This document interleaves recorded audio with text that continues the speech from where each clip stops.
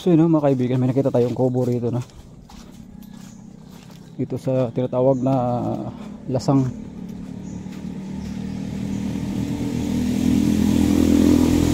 Palahiban pala ito mga kaibigan. So, puntahan natin dahil kailangan nating tumawid dito mga kaibigan.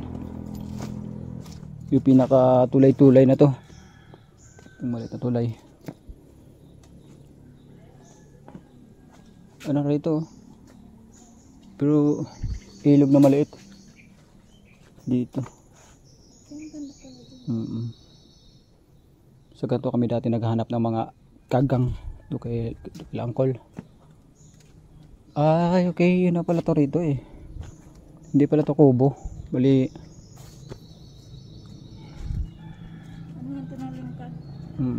may mga seedlings. Nasa sako yung abuhan. Dito yata, dito.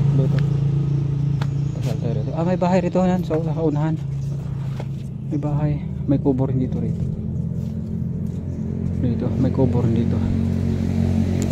Yan. Ha? May bahay rin sa unahan. Ano kayong bahay yan? Kasi pag nang mayari rito,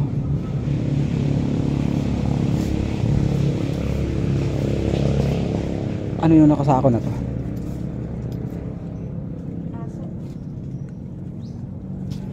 Uy, compost. Compost yung ginagamit sa kuhan. Mga seedlings nila. Pichay nga yan eh. Ay, may ano sa kabila. May kubo rito. Ayun. Pwede kayo makahingi nitong okra. May bunga yung okra nila mga kaibigan. I-try natin makahingi tayo.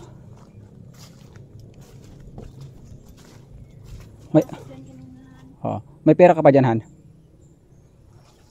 Para makabili tayo ng ano yung 50 na lang yata. O sige. Tika, itry natin makahinga tayo dyan.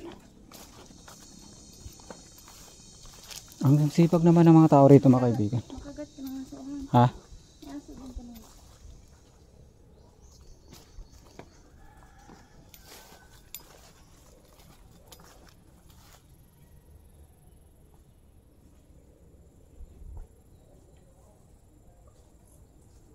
May aso dito kanina kan. Nakita mo aso? Kulay pula.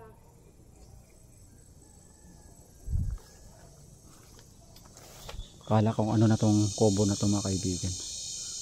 Ano pala to? Istakan pala nila ng mga pinupunla na mga seeds. Kagaya ng mga pechay. Kung ano-ano mo yung mga pwedeng gulay na may tanim dito sa lupa na to mga kaibigan.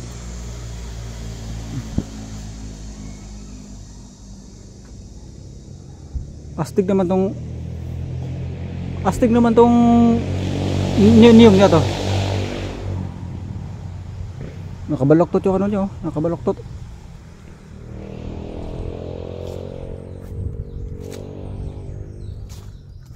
Akala ko kung ano na to nasa kubo na to. Natakot ako. Akala ko bahay nila butik to eh. Mga ano to mga kaibigan. Mga seeds o punla na pwedeng tanim nila dyan. Bakit iniipon nila tuhan? Itong nakasako na abo. Kasi abono yan. Gagawin yatang panghalo sa compost no? Compost. Abono. Oo. Pataba. Astig naman yung bulaklak ng kahoy na yan. Saan? Ay ito. Ay oo. Oo. Madami yan. O yung pabilog. May balik ka pa ganito Ha?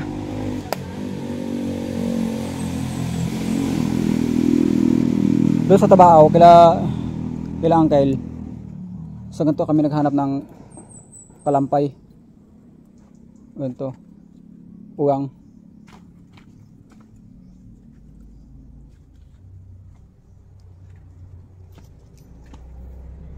Matibay na pala itong apakan nila